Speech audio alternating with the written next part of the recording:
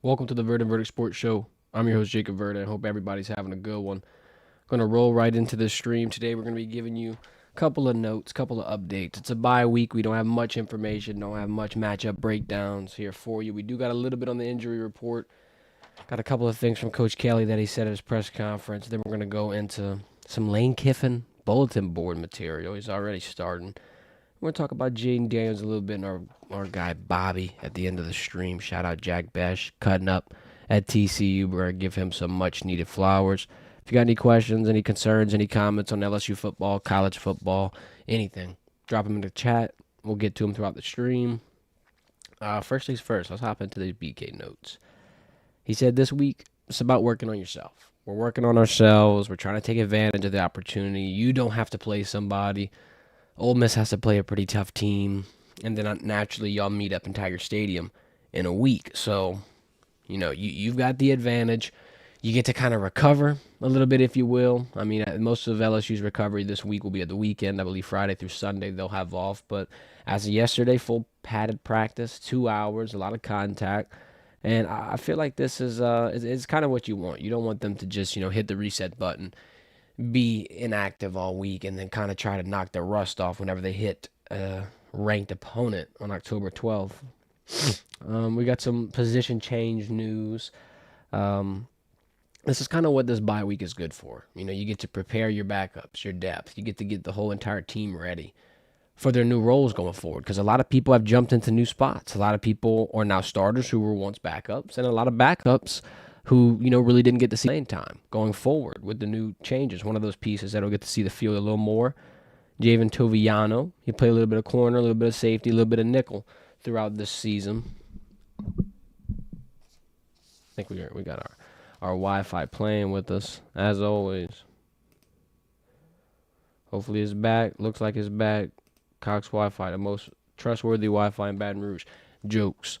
But yeah, Toviano played corner, played safety, played nickel. He's been moved all around, in and out of the scheme. They're trying to keep him in a role that, he doesn't have to keep moving from. They don't want him, plugging and played all season long. They want him to find a role, find a spot, and to continue to go down, the path of development that he needs to go down, so he can play alongside P.J. Woolen, so he can play alongside Deshaun Spears, so he can get, in that mode, so to speak. And at the star position, this will let you put Major Burns back at safety if necessary. So you got some wiggle room with this scheme. And like I said, that's what this week's all about. This week is, about becoming a mad scientist, getting your best concoctions out there on the field, seeing what works, seeing what doesn't. It's kind of a benchmark at this point. And for Toviano, to be moving to the star, a lot of people like this role. It's closer to the line of scrimmage. If you don't know what the star is, it's kind of like a nickelback. You're going to be playing more toward the middle of the field. You're like a hybrid backer. It's kind of what Harold Perkins played prior to the injury. And I think, you'll see some good production from Toviano in this spot. A lot of people wanted to see him start all season long, got into some issues off the field. Now he's worked his way back into a position to be able to show what he's, capable of, show what he's worth, and hopefully he could take the opportunity and run with it, much like a Caden Durham has. Because Caden Durham, he seems to be the running back one for LSU. We don't want to make any guesses, and we don't want to put on our coach's cap because we're not getting paid the big bucks like Brian Kelly and Blake Baker, but it seems to be a no-brainer. 250-plus yards, got about, 140 through the air, got about 5 touchdowns. He's killing it. He's the leader in rushing yards. He's the leader in rushing yards per carry, leader in rushing touchdowns. He's got everything that you would want, that you would need, that you would desire in your lead horse running back, in your running back one.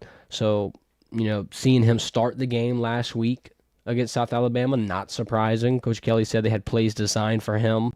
And that swing pass, they needed to utilize his speed. He was the guy that they drew that play up for, and they opened the game with it. That's a big compliment and a big test, quite frankly, to Caden Durham and that role that he's going to play forward for LSU as their lead back. I think he's going to be the main guy. But, getting a play designed for you to open up the game, it's kind of a tall tale sign that you're going to be a big piece moving forward.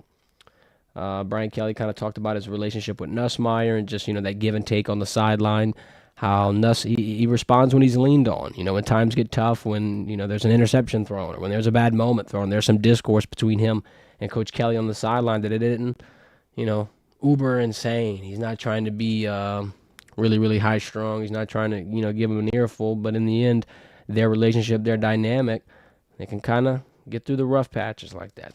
That's kind of what has helped them grow and get to this position, and I trust it. I think going forward, the big pieces, the big storylines that we're going to have to monitor, Caden Durham's injury status. It seemed like they were keeping that one kind of close to the vest. I'd be a little worried about it if I was an LSU fan. The fact that they're trying to conceal it so bad makes me wonder if he's got an injury a little bit bigger than meets the eye. I mean, he walked off on his own power. He didn't return for the second half. Granted, we were up a lot. It wasn't worth the risk. Similarly to Chris Hilton Jr., why he hasn't played all season. It's just not worth the risk. He's not 100%. He could be banged up. There could be some lingering issues that stem from rushing something in this situation. So, when we're talking about our guy who's been the most explosive player, the most consistent player, the most dominant player, Caden Durham cannot be out for this Ole Miss game. Period, point blank. He has to recover.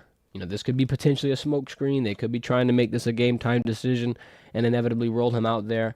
But I think LSU's, hopes, chances, anything you want to say, it all relies on the health of number 29 for October 12th. Coach Kelly says you should have your guys for Ole Miss. He's not trying to make it sound like it's a panic mode situation yet. But like I said, we'll continue to monitor it. We're not going to get much of an injury report this week due to the bye week. The only other information that I can add, C.J. Daniels aggravated an old knee injury. They were kind of worried about it at first. Previously, he had a torn ACL, back years ago. They were just hoping he didn't re-aggravate that and kind of, get that ACL flared up again. They're going to keep monitoring it. It's not a major ACL injury, so that's good going forward. But we're going to have some Tigers to keep an eye on, some people that we're going to have to hope gets healthy before Lane Kiffin, old poking and prod Lane Kiffin, coming to Baton Rouge. We'll get into what Lane Kiffin said, the bulletin board material he's trying to put up real quick before we move into that segment. I want to shout out Happy Dad. You know where to get it. Rouse's, Walmart, Albertsons, the best taste of hard seltzer on the market. Low in sugar, gluten-free, no artificial flavors. Our guys, the most refreshing drink, right? You got to kind of chill out a little bit for the pregame, kind of crack something open, get that tailgate flowing, get the nerves out of the building before Ole Miss comes into town. It'll be a high-risk game, 6:30 kickoff. It was just announced. We'll get a night game. Nobody gets to, pass out in the stands at 2 o'clock in 100 million degree weather in Baton Rouge. But what you will do, you'll probably sweat this one out. And Lane Kiffin, he's not throwing shade. I mean, a little bit. He's throwing shade a little bit, but he's kind of trying to ruffle some feathers, I think, before he comes in already. He says in his little media availability prior to the South Carolina game, when talking about South Carolina, he says the team is really good and really easily is one penalty away from being undefeated and ranked really high. Now, the shade being thrown there is that the penalty against LSU that called back Garrett Nussmeier's pick six shouldn't have been called, apparently, to Lane Kiffin. He's saying, well, maybe not shouldn't have been called, but if it wasn't called, South Carolina would be a premier team. This would be a top 10 matchup, and College Game Day could be in Columbia for the second time in 3 weeks. But I think, obviously, here's my take on it. Was it a bad throw? Yeah, it's a bad throw. But it's a sloppy play by the defense, and you can't complain. You can't fault the ref for calling that call. What you have to do is just have better focus and better consistency across the board. You're going to have to execute better. And Lane, if you think that South Carolina got wronged, make sure that your team is in tip-top shape for October 12th, because last time I checked, you lost. Now you're getting hypothetical. You just had a game that you sold, and you're worried about other teams and games that they're selling. I think you should probably, focus on the schedule, focus on the task at hand, because if you drop back-to-back games, if you drop this one in South Carolina, in Columbia, if you take an L in conference play 2 weeks in a row, I think this LSU Ole Miss game just got cracked wide open. It's a brand new ball game. Call me crazy, but I think this bulletin board material, I would stop. I would stop while you're ahead, Lane. I think, like Coach Kelly said, each week in the SEC, it's a battle, sure. South Carolina has a veteran D, played a lot of football together, but Ole Miss is an elite offense, right? You got pretty much the yin and the yang. You got the perfect balance here. You got the best offense, or one of the best offenses at least. They do have the leader in passing yards on their team, so it's hard not to give them that title yet. But they're going to be playing a pretty tough defense, so I think Lane Kiffin, as much as he's trying to poke and prod and piss people off in Baton Rouge, this one might not have worked out in his favor. Jayden Daniels, let's move into this segment. He's been balling first things first, how lucky are LSU fans to have been able to witness this level of quarterback play over the last 5 years? You get Joe Burrow, you get Jayden Daniels, 2 Heismans, they moved to the NFL, and they just hit the ground running. I mean, Jayden Daniels right now, a lot of people are touting him as one of the best quarterbacks in the NFC in his rookie season. We got a couple of stats that we're going to kind of rattle off to you. First things first, the Commanders have a 3-1 record right now. First time since 2011. It's a 13-year span. Scored 42 points for the first time since 2016, 8-year span. Jayden Daniels has an 82% completion rate. That's the highest for a quarterback in his first 4 games, and that's the highest out of any quarterback in a 4-game span since 1950. They've had 38 points in consecutive games. That's the first time the Commanders have reached that since 1991. When you're having records broken like this and strides taken like this, first since 2011, 2016, 1950, 1991, you're doing something right. I mean, this talent, obviously we saw it at LSU and you see it at the college level, but it's going to exponentially grow and get better and better and better. He's at the next level with a lot of good teammates around him. He went into one of the better situations a rookie quarterback in recent memory has gone into. I mean, compare it to a situation like a Bryce Young and Anthony Richardson, maybe even Caleb Williams.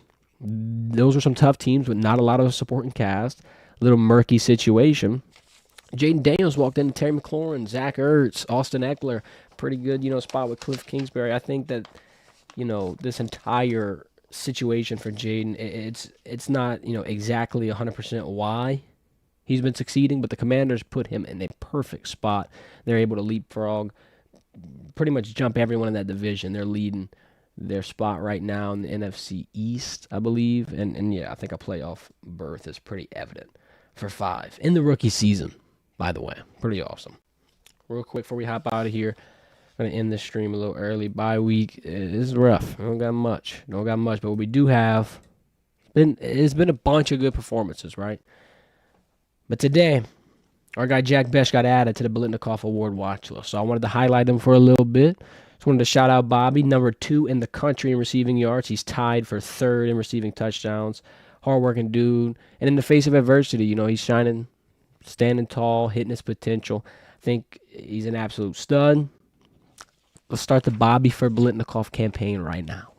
He's been balling all over the place. I'd love to continue to watch him, continue to cover him. We'll be doing a little bit of an update here on these awards as we get closer to them getting handed out. Maybe a Heisman watch list. We might start that Biletnikoff watch list.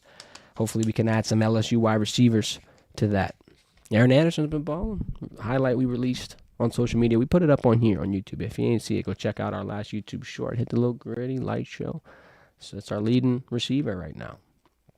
I think we got some pieces. I think we got some opportunities to make noise here going forward. But this week, like Coach Kelly said, all about working on yourself, all about getting better. Recovery starts this weekend. We'll have more news coming to you throughout the week. Follow us on social medias at Verdin Verdict. They're linked in the description. Thank you to everybody who joined the live stream. Please hit a thumbs up on the way out. Support the show, support the brand, hit the subscribe button, and be here for our stream on Friday at 1 o'clock. Y'all have a good one.